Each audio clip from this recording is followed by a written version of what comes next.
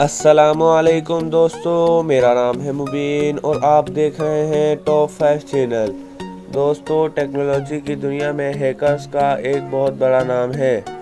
Hackers کسی بھی computer یا لیپ ٹاپ کو ہیک کر کے اپنی مرضی سے یوز کر سکتے ہیں۔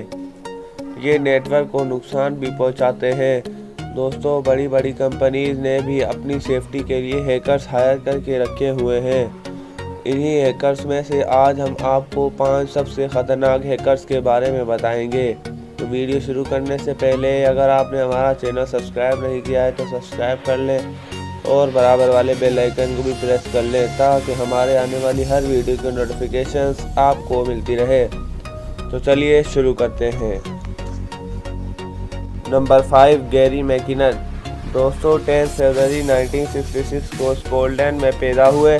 ان کو شروع ہی سے کمپیوٹر کا شوق تھا۔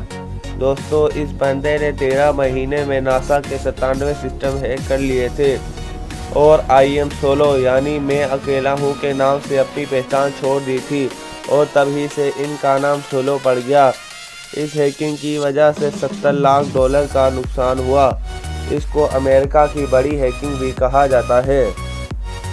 نمبر 4، کیون مٹنک۔ دوستو، یہ 6 فروری 1963 کو کیلیفورنیا میں پیدا ہوئے۔ یہ بھی بچپن سے ہیکنگ میں انٹرسٹ رکھتے تھے۔ انہوں نے لاس اینجلس کی بس کے سسٹم کو ہیک کر دیا جس کی وجہ سے یہ بس میں فری میں سفر کرتے تھے۔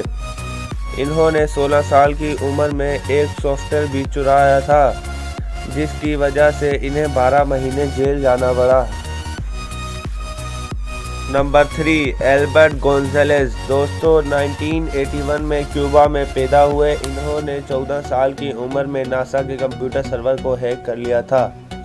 البرٹ نے 2005 سے 2007 تک 170 ملین سے زیادہ ڈیبٹ کارڈ ہیک کر لیے تھے۔ اس کے بعد اس نے ڈیٹا کو بیچنا شروع کر دیا۔ اس کام سے اس نے کروڑوں روپے کمائے۔ 2008 میں پولیس نے اسے پکڑ لیا اور 20 سال قید کے لیے اسے سزا ہو گئی۔ Number 2، Jonathan James. دوستو، جوناتھن کو دنیا کامریڈ کے نام سے بھی جانتی ہے۔ یہ 1987 کو فلوریڈا میں پیدا ہوئے۔ 15 سال کی عمر میں اس کے کارناموں نے اسے ہیکر کی دنیا کا بادشاہ بنا دیا۔